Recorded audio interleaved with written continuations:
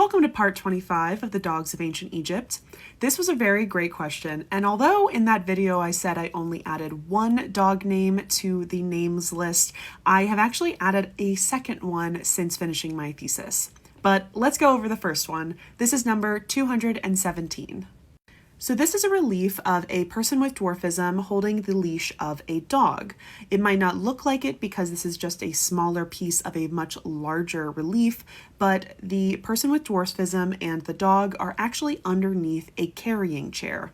If you look to the left, you can actually see the back of a person with the little foot there at the bottom who is holding the carrying chair. Now, most likely the owner of the tomb and the owner of the dog are in that chair just above them.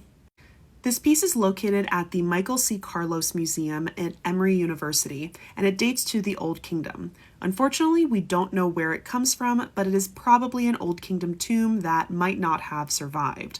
It looks like that this is just an image of that smaller relief, but this is where that piece is cut off. So it would have been part of a much larger relief, again, with a carrying chair of the owner of that tomb, but we only have this small block. So you can actually see that there are three hieroglyphs just above the dog. They spell H, B, and N, so Heben. Heben is the ancient Egyptian word for the African ebony tree, so the name most likely means ebony. Now, you might think, maybe this isn't the name of the dog, but the name of this person with dwarfism.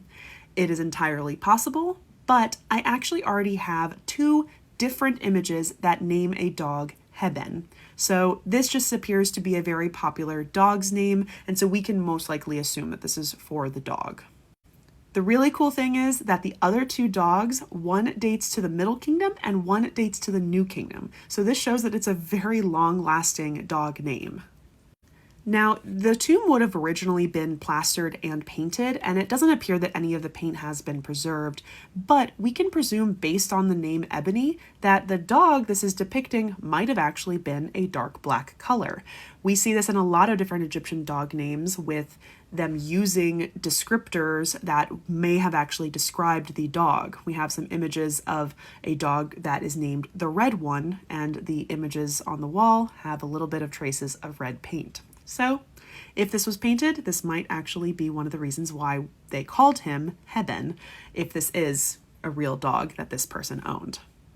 Now, one of the very interesting things about the other examples that use the word Heben is I don't actually have a photo for the example from the Middle Kingdom, which is number 365.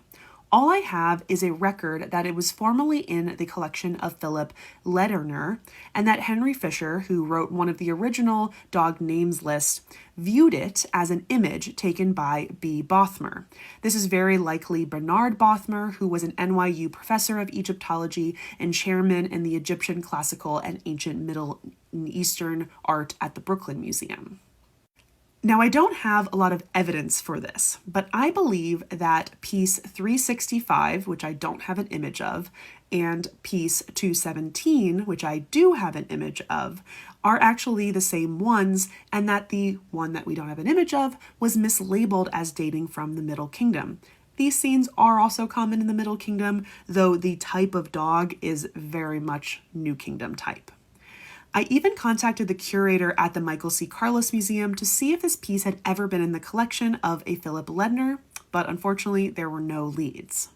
So while this specific example from the Michael C. Carlos Museum was not included in any of the previous lists of named dogs, it might have been if it was that one that we don't have the image from, but I don't really care because this was essentially one of the core pieces of my thesis. Sometimes your professors ask you what is the thing that you yourself are now contributing to the world of Egyptology or whatever field you're doing, and this is one of them because this piece had not been on any of the lists, so even if it is a duplicate on the list, I'm still pretty happy.